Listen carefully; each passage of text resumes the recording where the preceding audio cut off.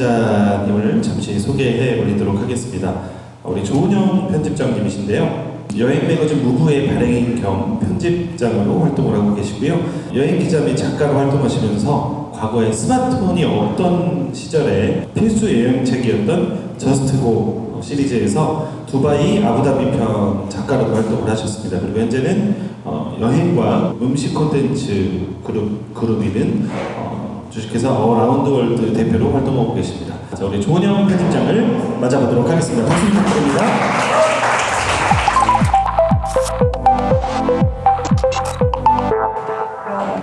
지금부터 당신이 모르는 그곳 한국이라는 주제로 여러분들께 이야기를 해보겠습니다. 저는 33년차 여행가예요.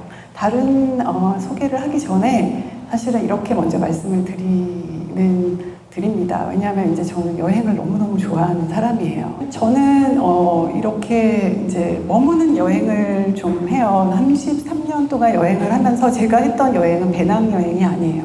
저는 중복 여행, 간데 또 가는 거, 그 다음에 롱스테이, 길게 하는 거, 그리고 또 살아보는 여행, 그런 걸 좀 주로 했던 사람입니다. 제가 이제 왜 이런 여행을 했을까? 기억을 더듬어 보니까 제 첫 여행 때문에 그래요. 신촌의 하숙집에서 살던 시절에 거기 있는 일본 사람과 그리고 이제 미국 언니하고 이렇게 여러 명이서 여자들끼리 여행을 갔는데 저는 생전 들어보지도 못한 코사무이를 가는 거예요. 1990년도에. 그 당시에 코사무이는 방갈로가 있었고 그다음 전기 안 들어오는 곳도 굉장히 많았어요. 요즘은 뭐 화려한 휴양지가 너무 많지만 그때 당시엔 그랬고 여기에 그냥 그 섬 한가운데 딱 그냥 섬에만 딱 2주를 있는 거예요. 거기서 그냥 방갈로에서 먹고 쉬고 자고 영화 보고 놀고 해변에서 선탠하고 저녁에는 이렇게 레게 펍이라고 저녁에 여기 가서 춤추고 놀다가 새벽에 들어와서 또 자고 그걸 반복을 했어요. 이 첫 여행의 추억과 함께 제가 첫 직장도 또 리조트 클럽메드라는 곳에서 시작을 했어요. 이 클럽메드의 모토가 뭐냐면 모든 것이 포함된 휴가. 뭐냐? 그냥 그 클럽메드 안에 머물면서 먹고 자고 놀고 다 하라는 거죠. 그래서 올 인클루시브라고 하는 컨셉을 처음 만들었던 회사고요. 원래 태생은 프랑스 회사예요. 1950년대에 클럽메드가 생겼고 그 당시에 없었던 아주 획기적인 한 곳에 모여서 그냥 먹고 놀고 자는 거를 처음 했기 때문에 휴양 문화의 리더라고 지금도 불리고 있습니다.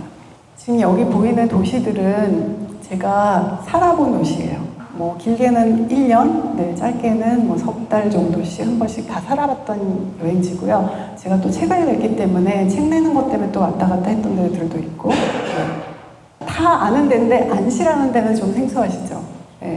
안시는 이렇게 생겼어요. 너무너무 아름다운 그 알프스 호숫가의 소도시인데 저는 여기를 어떻게 알았냐면 30살에 사표를 내고 프랑스어 배우러 갈까 하고 찾아보다가 너무 생소한 이름이 있어서 파리, 리옹 이런 데 가는 것보다 이런 도시 한번 가보는 것도 재밌겠다 해서 선택을 했던 도시인데 제가 여태까지 했던 선택 중에 베스트 중에 탑 5 안에 드는 선택이었습니다. 요즘에 이제 그 지자체들이 다 지방의 인구들이 막 소멸하잖아요. 그래서 인구가 느는 것보다는 관계 인구를 늘리자 이런 얘기가 많이 나오고 있습니다. 관계 인구는 뭐냐면 저처럼 여러 곳에 이렇게 근거지를 두고 왔다 갔다 하는 사람들 언젠가부터 제가 국내 여행에 시선을 돌리면서 이렇게 많은 도시들과 관계를 맺고 살고 있어요. 이거 보성이거든요. 보성에 이거 우리 집이에요. 우리 집은 아니고요. 제가 이 당신이 모르는 그곳 보성 시리즈를 할 때 이제 왔다 갔다 해야 되잖아요. 그래서 집을 구했습니다. 1년 동안. 1년 동안 집을 구해서 이 한옥에 제가 사는 경험을 한 거예요. 이게 집이 있다라는 것이 느낌이 많이 다르더라고요. 그리고 제가 또 이제 여기는 통영 또 취재를 하다가 너무 예쁜 집이 조그만 집이 있는 거예요. 그래서 이거는 또 제가 여행 좋아하시는 분들 3분하고 같이 샀어요. 사가지고 이렇게 꾸며가지고 세컨하우스로 쓰고 있습니다. 제가 처음에 이제 잡지라는 것을 처음에 입문한 것은 바앤다이닝이라고 하는 지금도 나오고 있는 월간지입니다. 컨셉이 뭐였냐면 바앤다이닝 around the world. 네, 그래서 전 세계에 맛있는 곳을 찾아다니는 컨셉이었어요. 도시 하나씩. 제가 그 컨셉을 만들었고, 제가 여행 다니고 싶어서, 네, 그렇게 취재 여행의 핑계로 이제 또 다른 챕터의 여행이 열린 거죠. 네, 그동안은 그냥 여행자로서, 단순 여행자로서 여행을 했다면, 이제 책의 콘텐츠를 소개하는 입장으로 여행을 다니기 시작한 거예요. 제가 느낀 게, 한 도시를 본다는 것이 랜드마크, 유명한 거, 누구나 가는 거 이런 거 말고 조금 더 다른 얘기가 더 있을 것 같은데 더 깊은 얘기가 있는데 이걸 얘기할 수 있는 채널이 너무 작구나.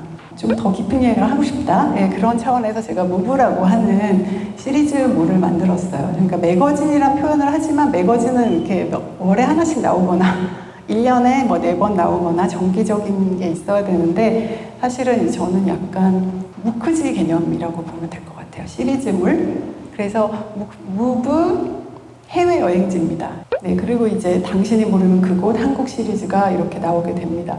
이 2017년에 처음 시작했어요. 이 한국 시리즈는 이 한 도시에 하나씩 한 권씩 이렇게 이제 하면서 처음에 생각에는 1년에 4권 만들 수 있겠다. 석 달씩.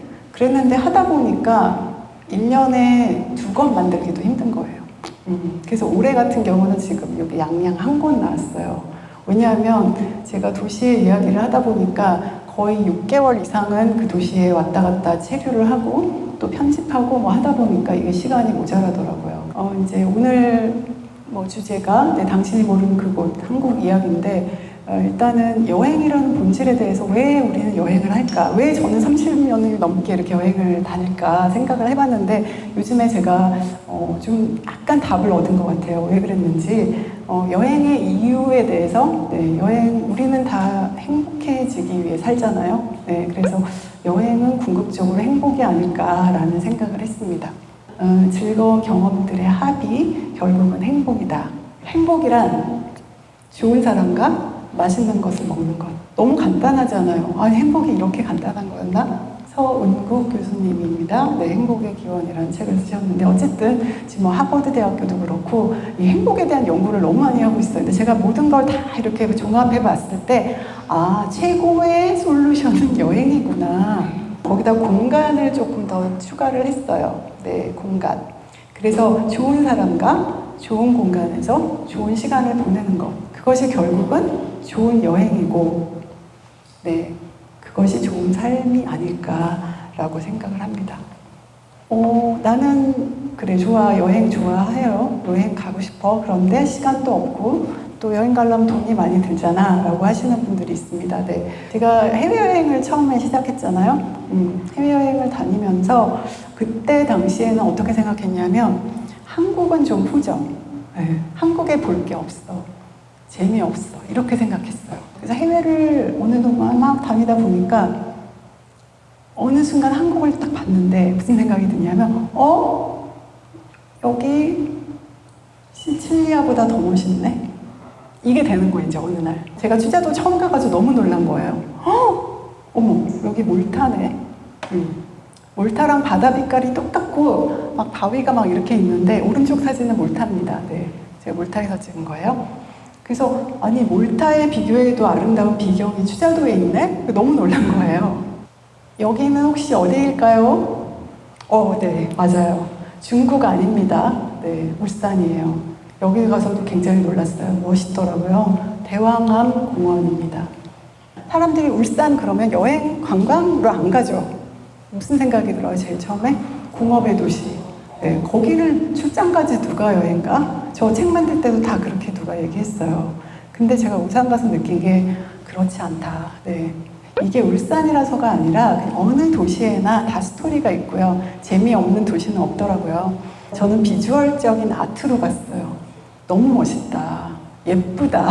네, 그래서 제가 이런 거 막 화보로 막 썼거든요. 그러니까 울산 분들도 너무 신기한 거예요. 많은 분들이 진짜 모르세요. 내가 사는 곳에 뭐가 있는지를 몰라요. 네, 제가 이제 책을 낼 때마다 그 다음에 듣는 얘기가 토박이들도 모르는 데를 어떻게 이렇게 다 풀어서 하셨어요? 아니면 지자체 관광가 분들도 처음에 저한테 이거 물어볼 때 그러세요. 우리 지역도 이렇게 책 한 권이 나올 수 있을까요? 이렇게 얘기하세요. 근데 그거야말로 정말 어불성설이더라고요. 맞잖아요? 네. 그래서 이제 시작하게 된 게 당신이 모르는 그곳 제주부터 한국 걸 스타트를 하게 됐습니다. 저희가 컨셉이 한 권의 한 도시예요. 그래서 이제 제가 취재하는 방식은 거기 거의 살면서 막 왔다 갔다 하고 막 한 30번 가고 막 이렇게 하면서 이제 찾아내는 콘텐츠들이에요. 이제 최근에 가장 따끈따끈하게 나온 게 당신이 모르는 그곳 양양입니다. 사실 양양 표지를 고를 때도 사람들이 서핑을 생각하잖아요. 그래서 서핑 말고 딴 거 해야 되겠다. 네. 왜냐하면 고정관념을 깨야 되니까. 혹시 철원의 두루미 보신 분? 네네네. 보신 분들은 아실 거예요. 네. 제가 사파리란 말은 여기 제가 붙였어요. 왜냐, 아프리카만 사파리가 있는 게 아니다. 네. 두루미도 사파리다. 왜? 저 너무 감동받았거든요. 두루미의 종류가 17가지 정도의 종류가 있고, 그 중에 단정합, 제두루미, 흑두루미, 뭐 이런 식으로 쭉쭉쭉쭉 두루미 종류가 있는 거예요. 그냥 우리나라 사람들이 일반적으로 두루미라고 부릅니다. 네, 그러니까 두루미랑 학은 같은 말이에요. 전 세계 두루미 중에 얘네들이 겨울이 되면 우리나라로 이동하잖아요. 특히 제두루미 같은 경우, 얘가 제두루미인데, 얘네들이 전 세계에 7,000마리가 있는데 우리나라에 5,000마리가 와요. 그것도 올 11월 달부터 2월 사이에 지금 딱 이제 왔겠죠. 이렇게 좁은 면적에 한꺼번에 이렇게 새들을 관찰할 수 있는 데가 우리나라밖에 없다. 철원밖에 없다. 네. 그래서 저는 실제로 이제 얘네들 사파리라고 제가 표현한 이유가 차를 타고 이동해요. 아프리카 사파리처럼. 네. 실제로 학을 보시면, 두루미를 보시면 얘가 키가 140cm 정도 됩니다. 네. 그리고요, 몸무게가 20kg까지 나가는 애들도 있대요. 그러니까 어마어마하게 큰 거 이 정도 돼요. 네. 얘네들이 와글와글와글 몰려있다 갑자기 확 날아가거나 이런 모습을 보면요, 이건 정말 놀랄 수밖에 없어요. 그래서 나는 왜 대한민국 사람들이 이런 걸 안 보러 다니지? 왜 아프리카만 가지? 우리가 남프랑스나 미국의 나파밸리나 뭐 호주의 와이너리 같은 데 가시면 어떻게 해요? 그리고 와이너리 여행을 하시는 분들은 와이너리 한 10군데씩 막 다니시는 분들도 되게 많아요. 왜? 각 와이너리마다 와인 맛이 틀리고 거기에 오너가 어떤 철학과 어떤 생각으로 이걸 만들었는지 그거 얘기하고 듣고 음식 먹어보고 그러려고 가는 거잖아요. 그런데 왜 우리나라 녹차 1번지 보성에서는 아무도 그걸 하지 않을까? 그리고 이제 하회마을은 제주 여러 번 갔지만 큰 매력을 못 느꼈어요. 사실 너무 관광지 같고 그랬는데 제가 이걸 보고 마음이 바뀌었습니다. 10월 달에 선유 줄불놀이라는 걸 하는데 딱 그 시즌만 하기 때문에 이거 보고 나서는 제가 딱 벌어졌어요. 와, 이거는 전 지구인이 와서 다 봐도 진짜 너는 다 기절할 정도로 놀랄 것이다. 네, 우리 선조들이 정말 너무 잘 놀았구나. 네, 선유가 뱃놀이잖아요. 네, 뱃놀이를 하는데 이렇게 화려하게 해요. 저는 이제 여행이 그냥 휙 보고 혼자 보고 오는 게 아니고 관계를 맺는 것이라고 생각합니다. 그래서 그 지역에 있는 사람들을 만나는 게 또 여행인데, 아니면 같이 가시는 여행의 또 참가자들, 동행자들과 또 좋은 시간을 나누는 거 굉장히 중요하죠. 현지인의 얘기에 항상 주목해요. 그래서 저는 가면은 이제 그날부터 친구를 사귀는 거죠. 여행의 팁으로 말씀을 드린다면 시간을 좀 할애하셨으면 좋겠습니다. 이왕이면 짧게 자주 가세요. 길게 안 되면. 네. 근데 간데 또 간다고? 또 간다고? 왜가? 갈 때마다 달라요. 네. 똑같은 데 가는 게 아니라 다른 걸 보시는 거기 때문에 간데 또 가도 되고요. 네. 그냥 집 앞에 가셔도 돼요. 내 스타일의 여행, 그 다음 나한테 잘 어울리는 게 뭔지 이런 거를 찾는 것이 안목이라고 생각합니다.